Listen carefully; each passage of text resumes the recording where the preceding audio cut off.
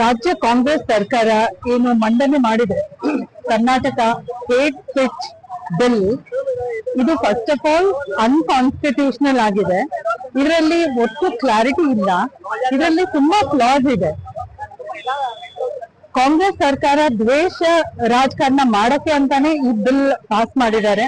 Opposition ಅನ್ನ target ಮಾಡಕ್ಕೆ ಅಂತಾನೆ ಇದು ಮಾಡಿರುವಂತದ್ದು ಅಂತ ಸ್ಪಷ್ಟವಾಗಿ ಗೊತ್ತಾಗುತ್ತೆ. ಆರ್ಟಿಕಲ್ 19 ಅಡಿಯಲ್ಲಿ ಬರುವಂತಹ ಫಂಡಮೆಂಟಲ್ ರೈಟ್ಸ್ ಏನಿದೆ ಅಂದ್ರೆ ಫ್ರೀಡಮ್ ಆಫ್ ಸ್ಪೀಚ್ ಆಗಿರ್ಬೋದು, ವಾಕ್ ಮತ್ತೆ ಅಭಿವ್ಯಕ್ತಿ ಸ್ವಾತಂತ್ರ್ಯ, ಅದು ನಿಜಕ್ಕೂ ನಮ್ಗೆ ಇದೆಯೋ ಇಲ್ವೋ ಅನ್ನುವಂತ ಪ್ರಶ್ನೆ ಈಗ ಮೂಡ್ತಾ ಇದೆ. ಅಂದ್ರೆ ಒಂದು ಸೋಷಿಯಲ್ ಮೀಡಿಯಾದಿಂದ ಹಿಡಿದು ನಾವು ಸಾಮಾನ್ಯವಾಗಿ ಏನು ನಾವು ಮಾತಾಡುವಾಗ ಬಳಕೆ ಆಗುವಂತ ಒಂದು ಪದ ಅವ್ರಿಗೆ ಹೇಟ್ ಸ್ಪೀಚ್ ಅನ್ಸಿದ್ರೆ ಸಾಕು, ಅದ್ರ ಅಡಿಯಲ್ಲಿ ಸರ್ಕಾರನೇ ಅಪಾಯಿಂಟ್ ಮಾಡಿರುವಂತ ಒಬ್ಬ ಅಧಿಕಾರಿ ಆ ಒಂದು ಬೇಸಿಸ್ ಇಟ್ಕೊಂಡು ನಮ್ಮ ಮೇಲೆ ಕೇಸ್ ಹಾಕ್ಬಹುದು.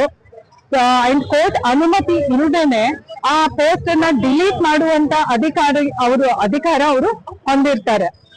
ಹೀಗಾಗಿ ಇದು ಒಂದು ನಾನ್ ಬೇಲಬಲ್ ಅಫೆನ್ಸ್ ಅಂತ ಕೂಡ ಹೇಳ್ಬೋದು, ಅಂದ್ರೆ ಡಿಕ್ಟೇಟರ್ಶಿಪ್ ಅಂತ ಹೇಳ್ಬಹುದು.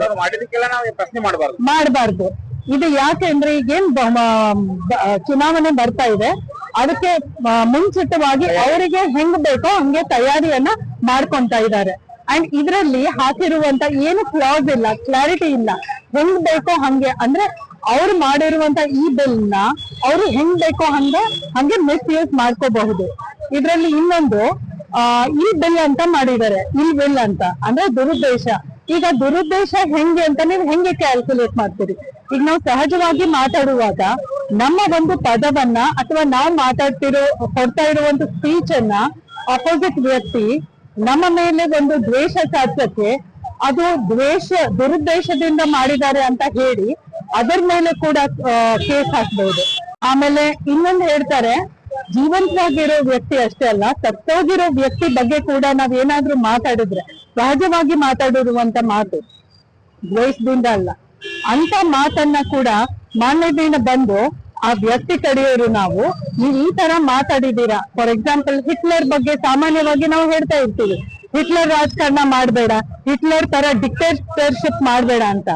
ಆ ತರ ಅಂದ್ರೆ ಅವ್ರ ಕಡೆಯವರು ಅಥವಾ ಅವ್ರ ಸಮುದಾಯಕ್ಕೆ ಸೇರಿದವರು ಯಾರು ಬಂದ್ರು ಕೂಡ ಕೇಸ್ ಹಾಕ್ಬಹುದು.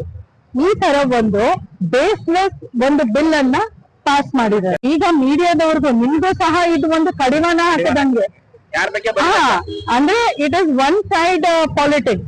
ಅಂದ್ರೆ ಪಾಲಿಟಿಕ್ಸ್ ಅನ್ನ ಡರ್ಟಿ ಪಾಲಿಟಿಕ್ಸ್ ಅವ್ರು ಮಾಡ್ತಾ ಇರೋದು, ಸರ್ವಾಧಿಕಾರ ಧೋರಣೆ ತೋರಿಸ್ತಾ ಇದ್ದಾರೆ.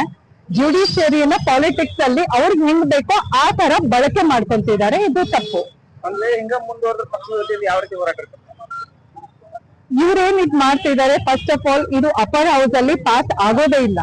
ಯಾಕೆ ಅಂದ್ರೆ ಇದು ಬೇಸ್ಲೆಸ್ ಇದೆ, ಯಾವ ಕ್ಲಾಸ್ ಹಾಕಿಲ್ಲ, ಕ್ಲಾರಿಟಿ ಇಲ್ಲ, ತುಂಬಾ ಫ್ಲಾಸ್ ಇದೆ. ಇದು ಪಾಸ್ ಆಗಕ್ ಸಾಧ್ಯನೇ ಇಲ್ಲ.